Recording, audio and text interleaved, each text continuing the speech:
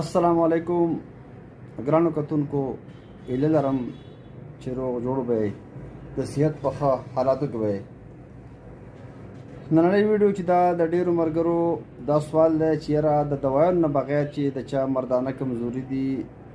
یا مطلب د هغو سپم کم دي یا سپم نیل دي نو د هغې دپاره په هومیوپیتک نه علاوه یا د ایلوپیتک نه علاوه داسې علاج شته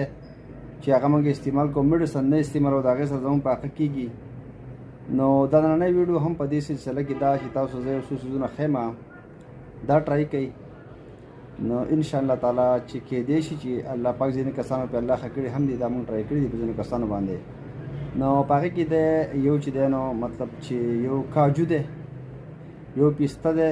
یو بادام دی یو اخروټ دی غوس چې ورته وایي دا څلور شیونه به راوالی خو په یو مقدار کې به راوالی که تاسو فرض که پاو راهلی نو هر یو څیز به پاو راوالی